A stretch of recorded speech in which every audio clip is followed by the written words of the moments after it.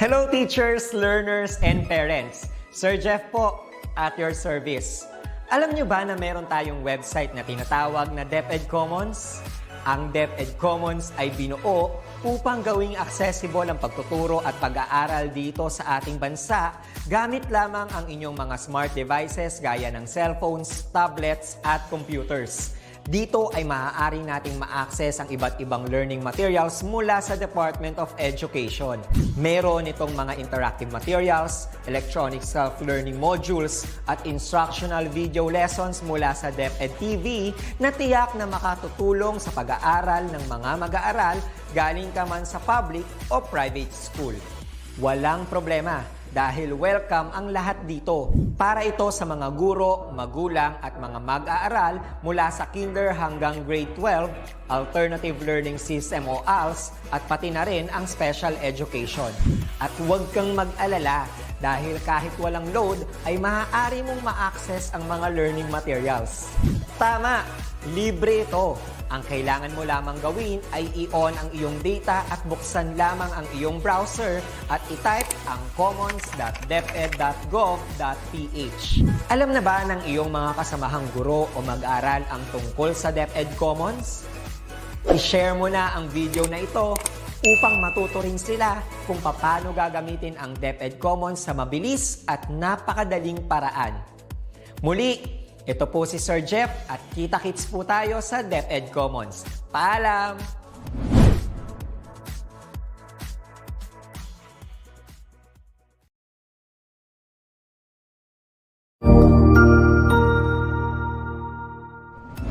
Magandang araw, Sir Wilbur po, at your service. Narito ang ETUlay upang gabayan ka sa inyong pag-aaral upang lubos na maunawaan ang iba't ibang paksa o subject. Ang ETUlay ay isang free online tutorial class na pinangungunahan ng ICT's Educational Technology Unit sa pamumuno ni Undersecretary Elaine Del B. Pascua. Ang programang ito ay hindi lamang para sa mga bata, kundi ito rin ay magsisilbing gabay sa mga magulang at mga guro kung paano nila ituturo o gagabayan sa bawat asignatura ang kanilang mga anak o mga estudyante. Sa kasalukuyan, ang self-learning module mula sa rehiyon ng Calabarzon at kilala sa tawag na Pivot ang ginagamit sa ating ETUlay online class. Kaya ano pang hinihintay ninyo? Ihanda na ang inyong mga ballpen o lapis, papel o kwaderno at samahan kaming itulay ang pagkatuto para sa bawat batang Pilipino.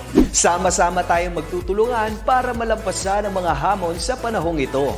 Halina't matuto kasama ang inyong online tutor sa oras na ito.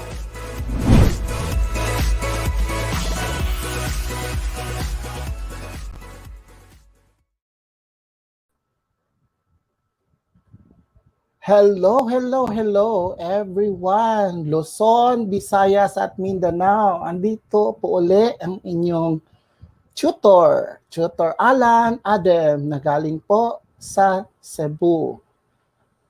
Sana kayong lahat ay nasa mainam na kalusugan sa pakikinig ninyo sa aming programa sa ETUlay na kung ngayon ay nasa Week 4 na tayo. Okay, so hindi lang natin alam, no? Yung mga araw na dumaan na ngayon ay Week 4 na pala tayo. So excited na ba kayo?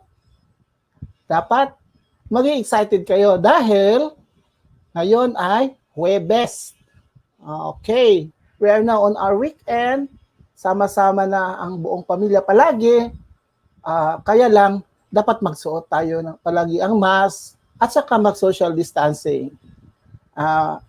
Magpabakuna na siguro kung dapat magpabakuna upang makamtan natin ang ating herd immunity. Kung sa ganon, we are very safe, no, to face everyone. Gayun pa man, we need to be cautious of our health.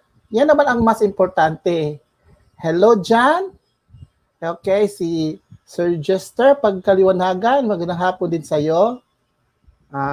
Sa pakikinig mo at sa learn something about this. Gusto ko lang i-inform that this is not only for students, but also for teachers, guardians, and those who are interested in learning about Philippine politics and governance. Yun lang po mga basics. Dahil hindi naman ito pang kolehiyo, no? We are basing on our most essential learning competencies. Good afternoon din sa iyo, Jeffrey Lajo Tindok. God bless din sa iyo. Ingat palagi. Okay. So let us now begin. So get your learning modules, your notes and pens. Okay, at saka mag-focus. Yun naman ang pinaka-importante sa lahat, na maging focus tayo.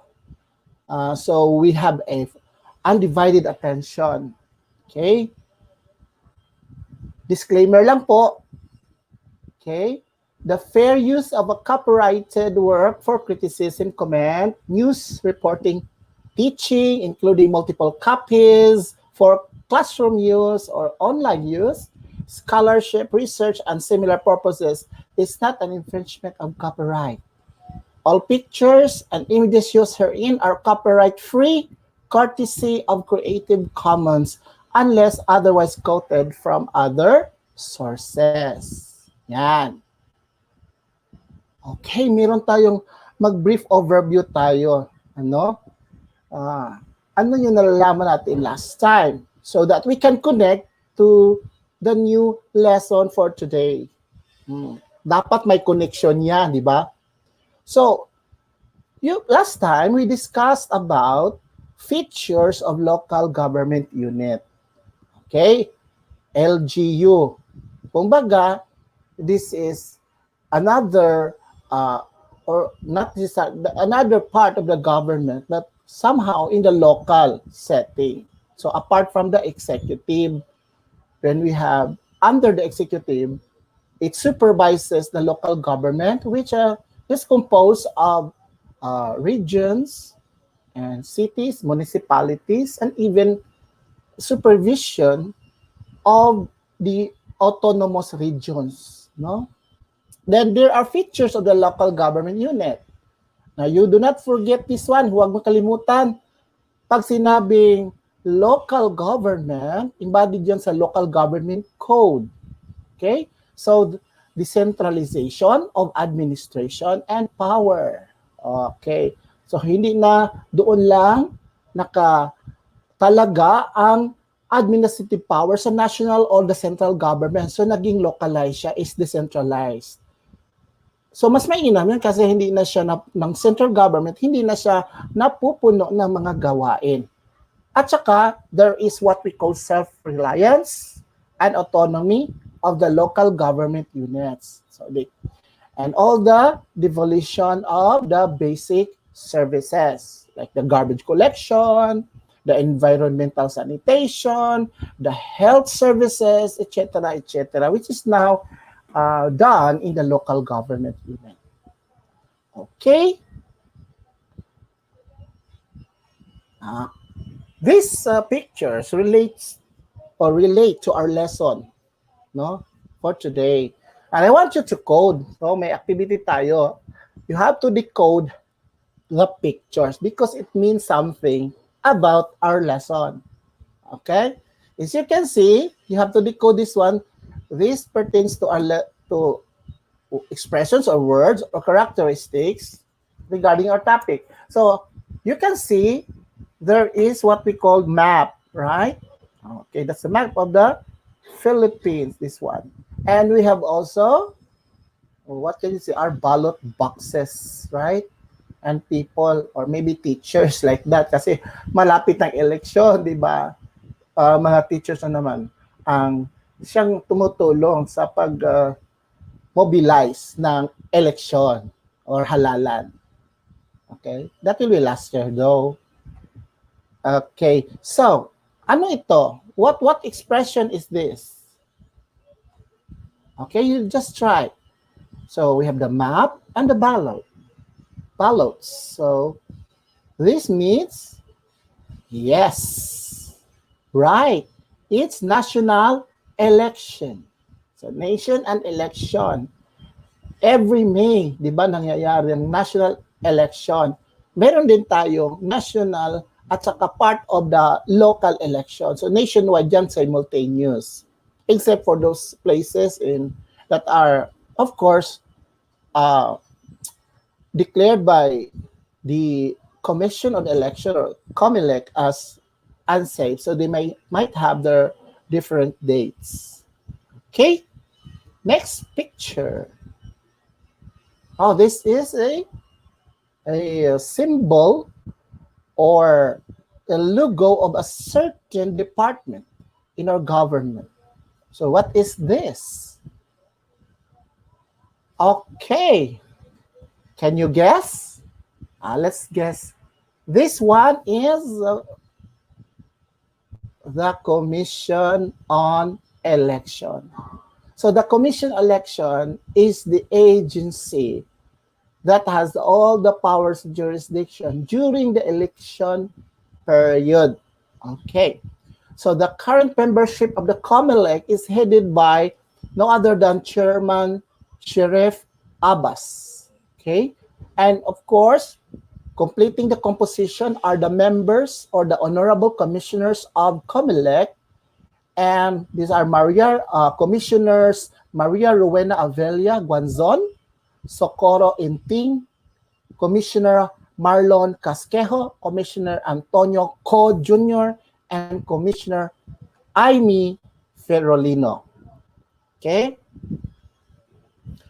Ito. Can you decode these pictures? Of course, you can read it, right? These are the parties, right? But these kind of parties are what makes our election colorful. And can you guess what's the pictures all about? Okay.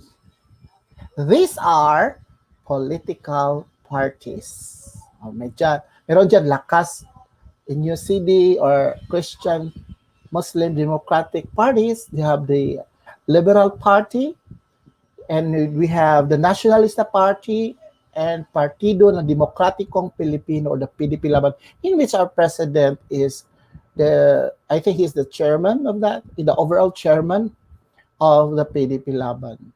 I'm not so sure, but he is the head of that. Okay? And so we guess already this is all about the nature of elections and political parties in the Philippines.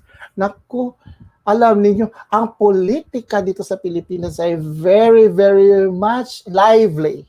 Very, very, very much lively.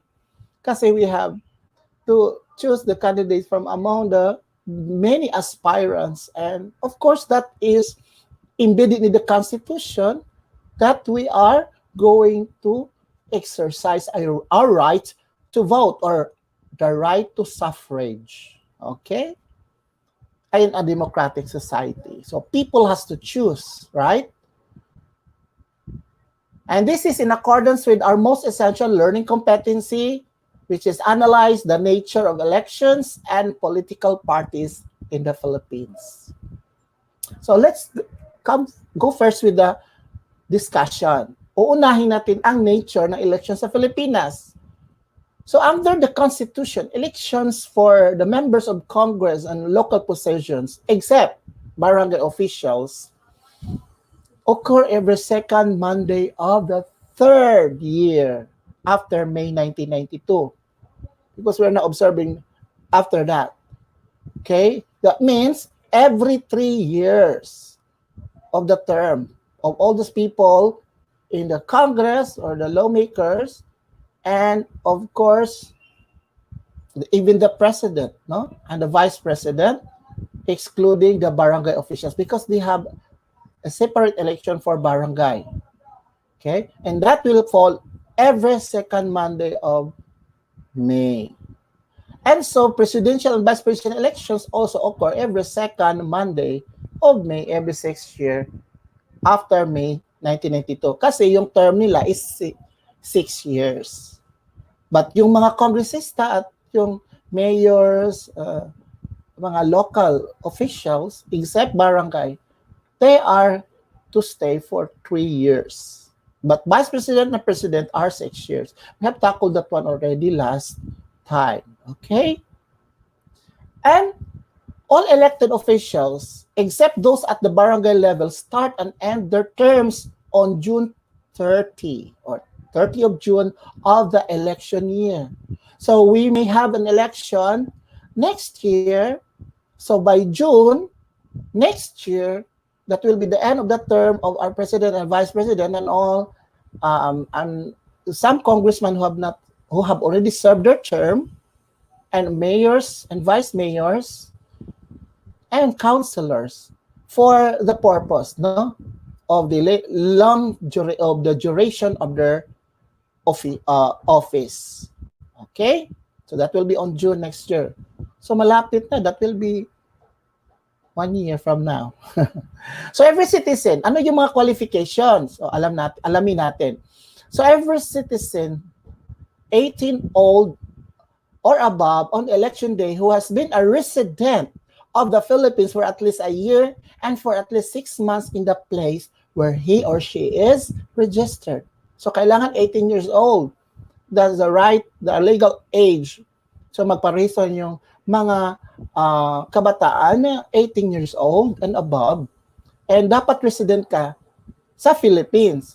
You possess a resident certificate, or yes, that you are really a resident of the Philippines. And you have a 1 year of stay, at least 6 months in the place where you want to locally vote. Kasi may local election sa mayor, dapat 6 months ka dyan. And who is not otherwise disqualified by law. So, walang siguro, hindi sinususpende yung right mo to vote. Kasi may mga kaso na hindi ka na talaga pwede mag-vote. No? Okay, so, another one, to actually vote, a citizen has to register, of course. Paano ka maka-vote? No? Kung hindi ka mag-register.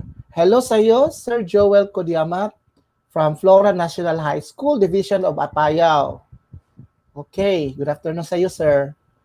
So to actually vote, a citizen has to register. And of course, the COMELEC has the registration period of several months prior to the election, and that will be posted, right? And those who are not registered do not appear on the voters list and not eligible, meaning ineligible to vote despite being otherwise qualified to do so. O, diba? So, yun ang nangyayari pag hindi nakarehistro. At ngayon din, after 2 elections na hindi ka nakavote, re-registration ka uli. O, diba? Magre-registration ka uli. Okay.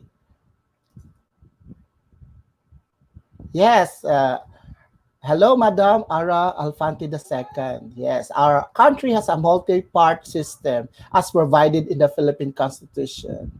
That's correct. And napaka-advanced. Yes. Now, the qualifications of people aged 18 to 24 may vote in Sangguniang Kabataan or the SK elections as with their adult counterparts. The COMELEC has a registration period a few months prior to the election. Why they said few months? Because depending upon the volume of registrants, it's the COMELEC who can set the dates. If they say this is the deadline or they can extend the deadline, they can have. Okay?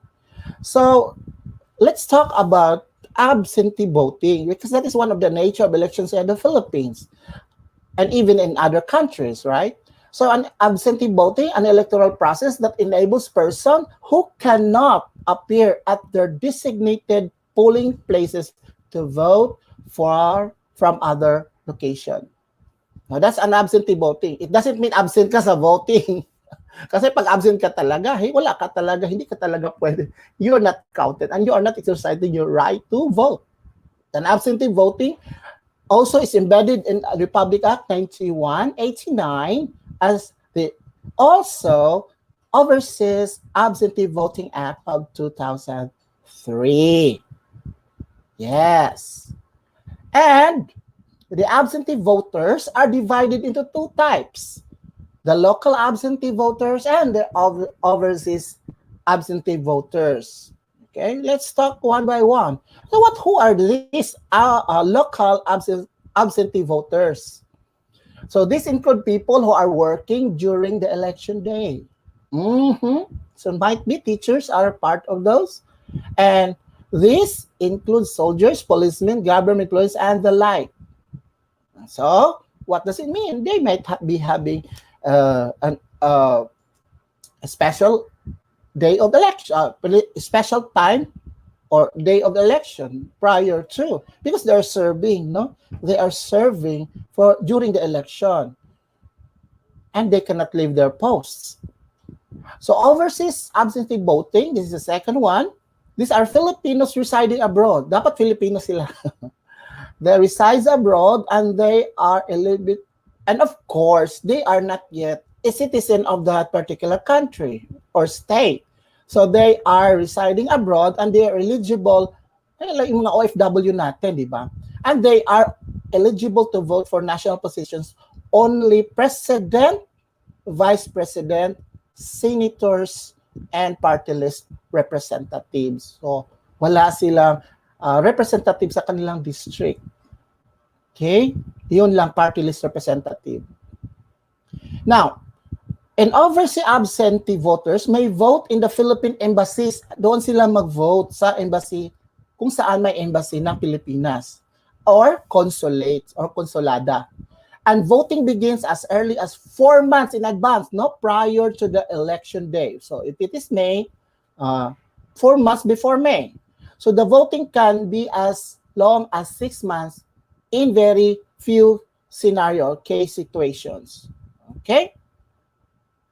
So according to, so the process now of applying for candidacy, o sino yung gusto mag-apply na candidacy. So these are the process, no? I'm taking this one in an article, a very simplified article, no, online. So according to section 1 of COMELEC resolution number 3253, no person shall be elected for a national position. So the national president, vice president, representatives, senator, and House of Representatives, and of course party list, and the local elections, except for barangay, unless he or she files a certificate of candidacy. Okay? Narinig nyo yan, COC. Oh, naka-file ka na ba ng COC? Anong COC, sir? Clash of Clans? Hindi. Certificate of candidacy. In a form that is prescribed by the commission and within the fixed period. May fixed period pag expired na, or it's already deadline, so hindi ka na pwede, no? And next, no person shall be eligible for more than one office to be filled in the same election. Hindi ka pwede mag-apply for the certificate of candidacy, isa sa congressman at isa naman sa pagka-senator. Hindi pwedeng gano'n. Dapat isa lang. So if he files a certificate of candidacy for more than one office, he shall not be eligible for either. Kasi dalawa yun. So, next, another provisions in the process is that a person who has filed a certificate, when I say a person, it has to be mean a Filipino citizen, right? A person who has filed a certificate of candidacy may, prior to the election, withdraw the same pursuant to Section 11 whereof. So the filing of the withdrawal of a certificate of candidacy shall not affect whatever civil, criminal, or administrative liabilities the candidate may have incurred. Hindi naman yun nakaka-apekto sa kanya if mag-withdraw siya. Siguro nakita niya on the last hour, ay wala pala akong masyadong political, machineries. I don't have money, to go from one region to another region or islands, and I think according to the survey, this time hindi naman ako popular, so they can withdraw without affecting their status. So nature of elections in the Philippines. So now let's look into the process of voting. Kanina, the process of filing for candidacy. And now it's the process of voting. So sa hindi nakakaalam, especially our senior students, and some youth, ito yung proseso. First, you have to identify yourself. And the CAMELEC, you have to look for your name. Oh, in the CAMELEC, no. This is in the list of the CAMELEC that is posted mostly in the schools, no? Or it has an online registration where you can access this one, no? The identification. So you have to verify your identification. So you look for your name on the voters list posted by your polling precinct to verify your registration and area designated by the CAMELEC, and what room in the precinct you will go to vote.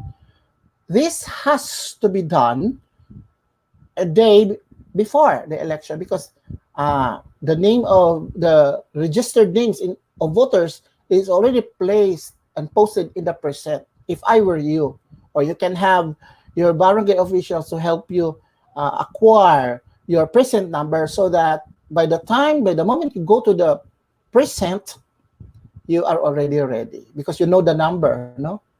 And certain areas will also make use of the voter registration verification machine, but it is not for all, no? This was it just a test, the vote verification machine, just to identify that you are really the person being listed on it, no? In some areas in the countries, but not all. Second, alam na yung present mo, then you get your ballot. But this one, approach the Board of Election Inspectors, so BEI, and the chairperson to get your ballot. And they will give you, no, ballot secrecy folder and marking pen. Okay? And then you have to choose your candidate. Ballots are divided by positions up for election. So senator, we have 12, and actually 24. Yan, kalahati yan mag-i-end ng term. So 12 lang. The House of Representatives, the House of Representatives, only one, that is in your district. Mayor, of course, isa lang. Vice Mayor, isa. And one party list. And the process of voting in the election, number 4 step is you cast your ballot. So simply lang. You register, you get your ballot, then you choose the candidates where you're going to vote secretly in a secret folder in a nook, a place, maybe in the school. And of course, you have to cast your ballot. And after filing out your ballot, you keep it inside the ballot secrecy folder and bring this to the VCM, that's vote counting machine. Of course, there's a person with a vote counting machine, and insert it into the machine. And you will be helped also. Not that you put just immediately. You will be helped by those teachers, no, or BEIs. So do not leave right away. Wait for the machine to process your ballot. Once this is done, a poll clerk will mark your finger with an indelible ink. And this ink cannot be erased at least for a few days.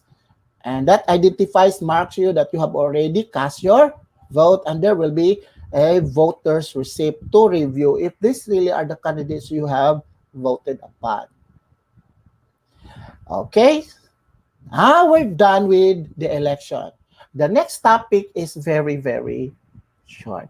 This is the nature of political parties in the Philippines.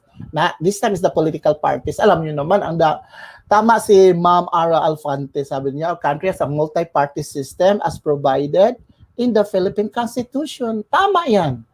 So in fact, when we saw a political party is a group of individuals organized to advance an ideology or vision or program with the intention to influence the government through participation in elections. And this is according to the Political Party Development Act of 2011. I think this was a bill. I don't know if it has already been approved. Okay. Now, the Philippines has a multi-party system. Tama si Ma'am Ara. Okay. With numerous parties in which one normally has a chance of gaining power alone. And parties must work with each other to form a coordinating government. And unlike in other countries, they only have 2 parties. In the United States, dual parties. 2-party system, the Democrats and the Liberals. Okay, and they have their ideology. Of course, that has been discussed on the previous episodes about types of the political governance, right? Okay, so kaya nga mamimili tayo. So sino yung magaling? So, we have, meron din magvo-vote ratsyada sa isang partido. Meron ding mga voters na tibino po na talaga nila yung issues at saka yung mga plataforma from each candidate which within the party. So we really have a very, you know, a wide array of political figures and entities. So what are the rules of this political party? May mga rules ba yan? Ay, yung ginagampanan nila. Bakit pa may mga political party? So you know what? The first one is it engenders the principles and issues espoused by the members as part of the democratic participation. So, yan talagang essence of democracy. Sa Philippines, masyadong democratic. So the powers really is emanating from the people. Oh, you have the right to vote and you have right to be voted upon. So okay, go. May resources ka, may machinery ka, popular ka, ganun. So dito sa Pilipinas, meron tayong tinatawag na popularity. Okay? Meron ka rin machinery. Kaya nga, before the election, meron silang tinatawag na survey, no? Political survey done by reputable research organization like Social Weather Station, okay, and other, or the Pulse Asia. And this really can predict, no? Give a prediction of the political temperature or barometer of that particular candidate. So tinitingala talaga nila. It's part of the political science. Kaya nga pinatawag natin political science because it has to really look into the trends. Okay? Kasi sayang lang, no? It becomes the training ground of leaders and party workers. Bakit? Diyan kasi sila kumukuha ng mga ideas. So, yung mga big wigs, no?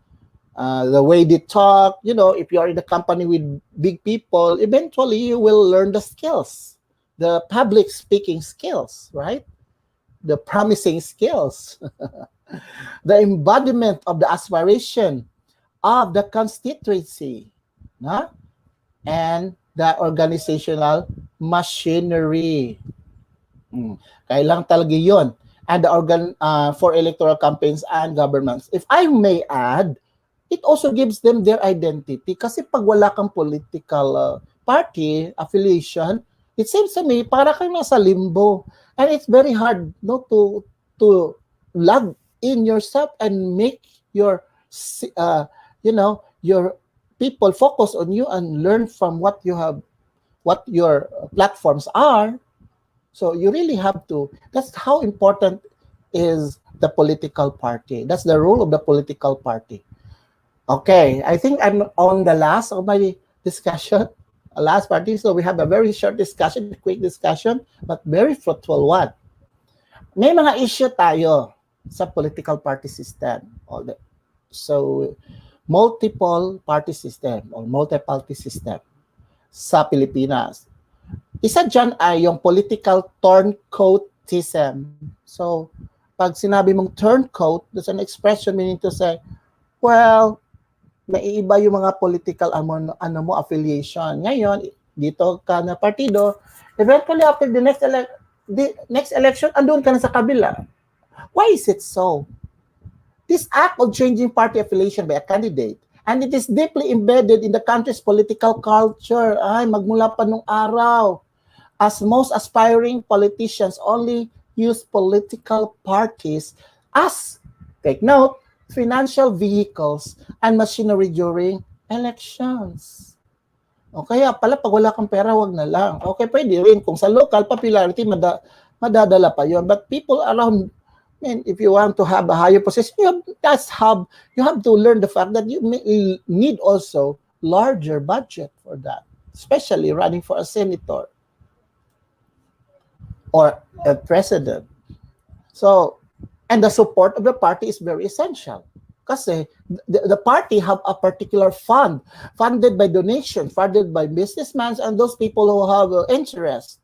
And remember my previous discussion about agenda? Yes, that's part of the political agenda. Businessmen, politicians may have a vested interest, and we cannot just get away from that. That's a fact in our culture, and that is happening even in other countries. There are always interests among the political parties that their agenda must pursue. Okay, so another issue is that dependence of political parties on personalities rather than on issues on political reforms. So, alam nyo naman yan, no? I want to be careful about this, but there's nothing wrong with having people, okay, go for politics. But it seems to us that we are more on people who are popular and have personalities like artists, TV personalities, or even broadcast TV. Those people have we already known. For me, that there's nothing wrong with it. Popularity really counts because people know what are your agenda and what you are doing to help the community. So if you want to really, okay, go on with your ambition for candidacy, you must already have the foundation of helping people. Dapat your presence is already felt by the people. Do not just, okay, this is tutorial and this is also a little bit of advice, although I'm not a political scientist, but I have observed as a Filipino, people really want those people who make change in their life, especially from the local one. Do not go immediately to the highest position. You have to practice, to master the local governance, no? Before you go into a higher position. Kasi paano mo lalaman kung hindi mo talaga makikita, no? At hindi mo talaga ma-manage yung local muna. Doon ang grassroots ng mga problema. So doon ka magsisimula, mag-practice ka doon. Okay, traditional politicians only use political parties as financial vehicles to win the elections. And there is also absence of party loyalty because as what I said, political turncoatism, nagtuturn sila ng coat, no? As well as adherence to the party's ideological principles, platforms and plataforma and program. Pero may vested interest yun. So, okay, so we are here in the brink of our discussion. So, to wrap up my discussion, I just want to say we discussed the nature of the nature of elections in the Philippines and the nature of the political parties in the Philippines. And we also discussed that there are qualifications to file for candidacy, and elections happen every May, no? Every 6 years for president and vice president and the national position, and every 3 years for local officials, mayor and vice mayor, except for the barangay elections. And of course, the political party is very important because it gives identity.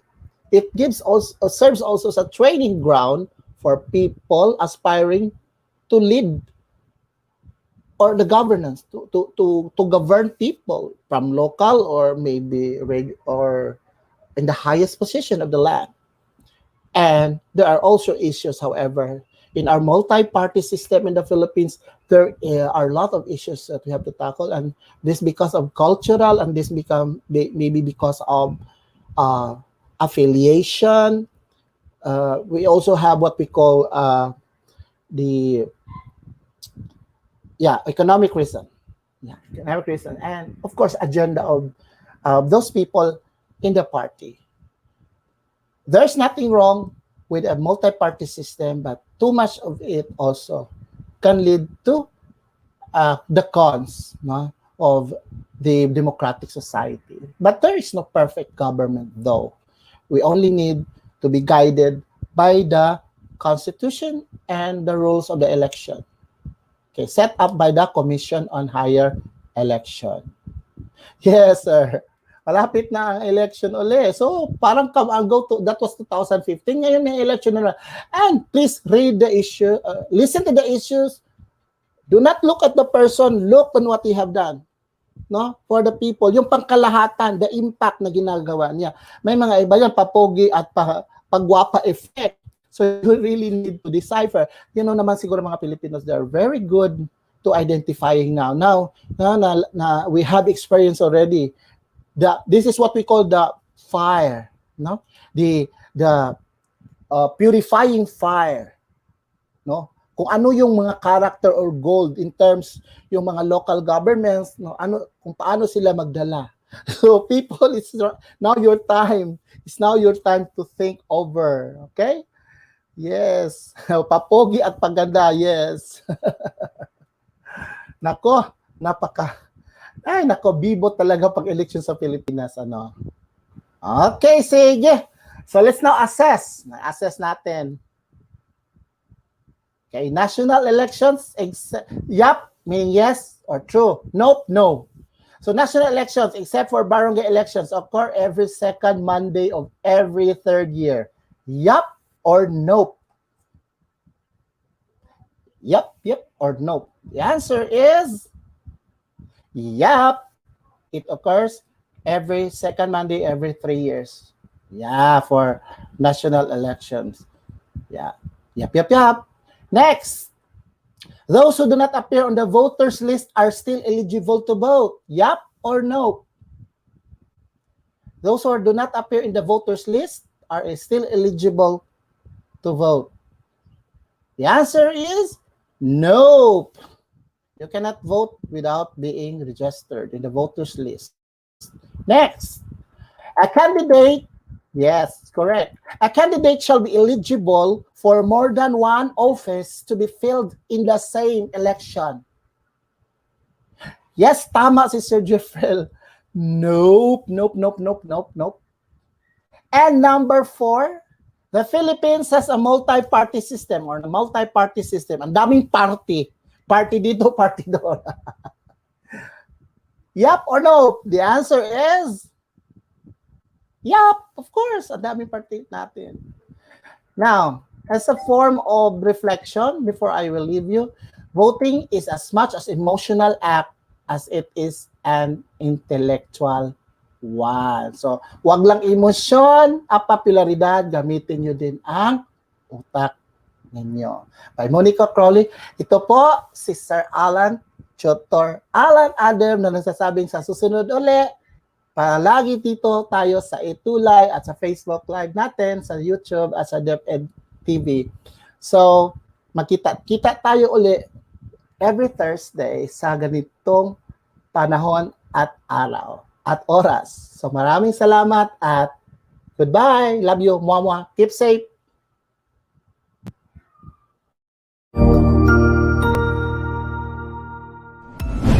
Sigurado ako na marami ka na namang natutuhan sa ating ETUlay tutorial session ngayong araw. Tandaan, ito ay hindi lamang para sa ating mga mag-aaral, kundi pati rin sa ating mga minamahal na guro at mga magulang na kaagapay natin para maituloy ang pagkatuto sa kabila ng nararanasang pandemya. Patuloy ding sumubaybay sa DepEd TV para sa mga araling ginawang video episodes. Mapapanood ito mula Lunes hanggang Sabado, alas 7 ng umaga hanggang alas 7 ng gabi sa inyong mga telebisyon. Abangan bukas mula 1:00 ng tanghali ang iba pang aralin sa ating ETUlay free online tutorial session sa mathematics. I-like and subscribe at manatiling nakasubaybay sa ating ETUlay tutorial session sa DepEd Edtech Unit FB page at Educational Technology Unit channel sa YouTube at sa DepEd Tayo at DepEd Philippine social media accounts. Paalam!